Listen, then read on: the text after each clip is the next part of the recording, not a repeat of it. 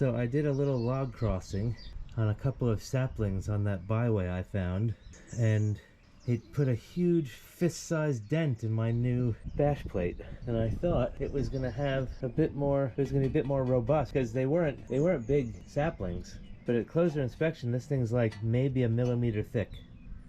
It's like a fist-sized thing, and it's touching the exhaust pipe. So I'm going to take this off, take a rubber mallet and bash it back into place. But I think a thicker bash plate is in order for this thing.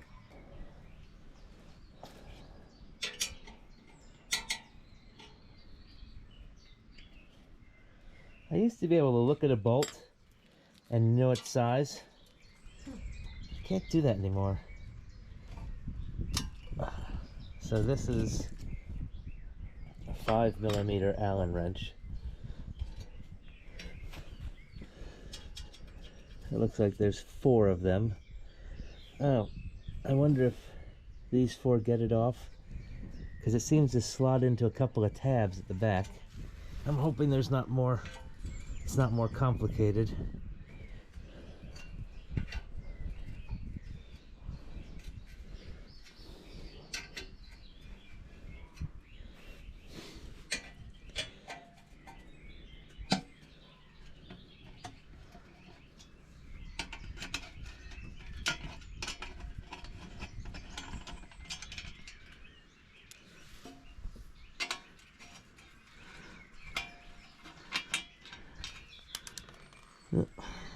Keep an eye on that.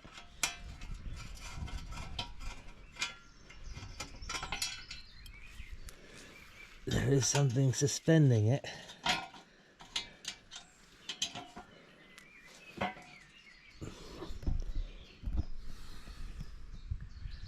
that comes down. There's 2. There's little slot tabs at the back holding it.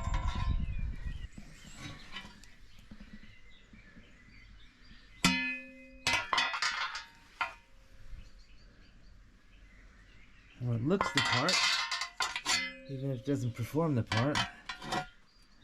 Oh, it's painted silver too. The paint is creased and flecking off. Let's see under here. Ooh.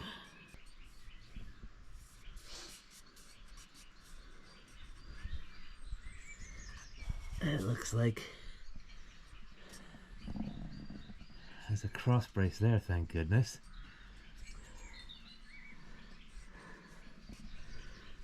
It looks like it's all cosmetic. Yeah, nothing seems to have been compromised with the bars. It's greasy.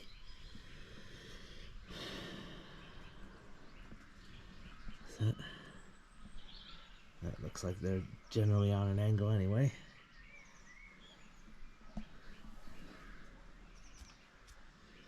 Huh. Alright, let's beat the shit out of this.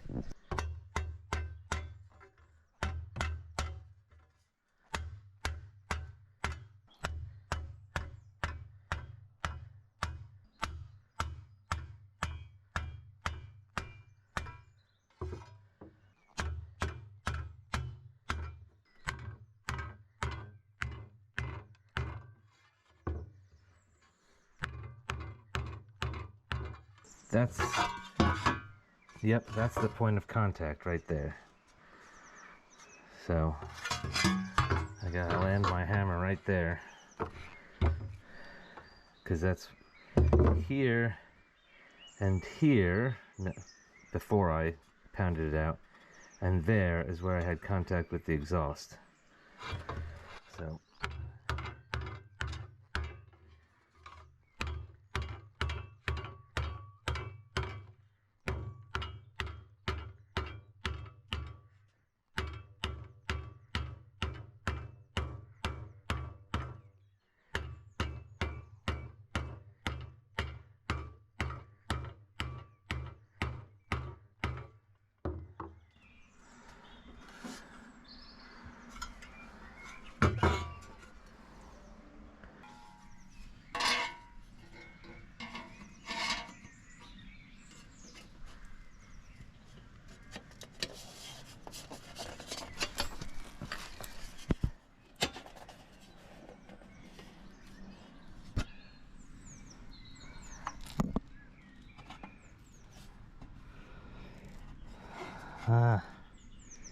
Bent it too much back into place. Flattened it out too much.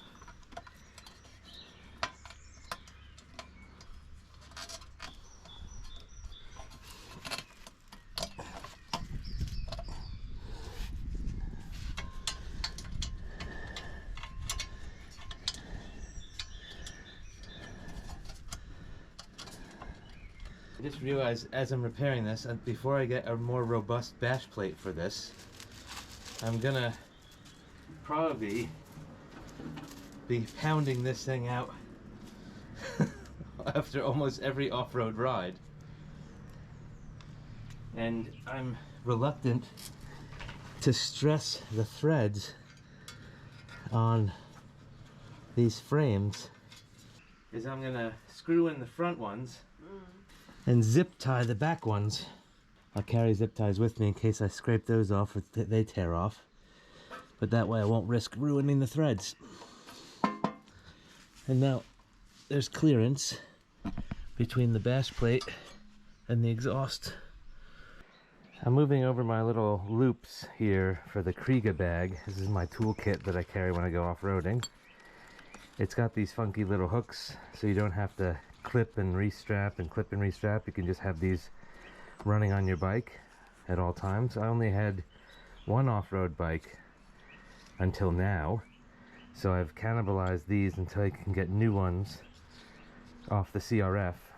And I'll just make a comment about this monster rack on the CT125. It's one of the selling features that you have this big utility rack, and I'm not adverse to it other than that bar that I sit my ass on uncomfortably, and I still have yet to address that. But it's all painted. Usually before this armored silver color, it was painted to match whatever bike it came with, as far as I can tell.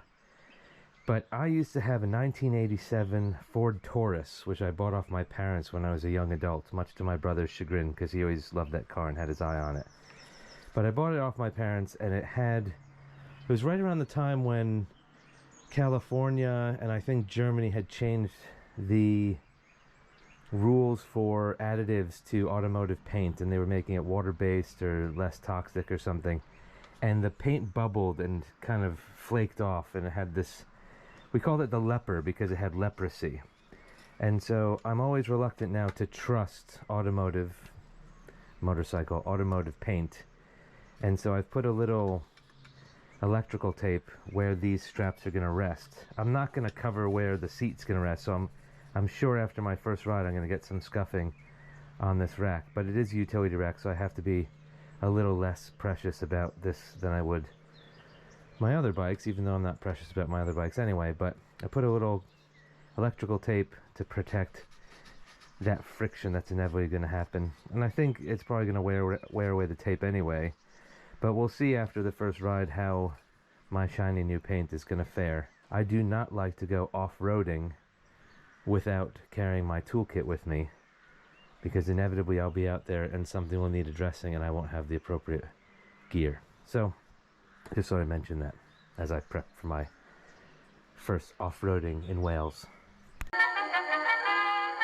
If you like that video and you want to see more like them, hit like, share, and subscribe.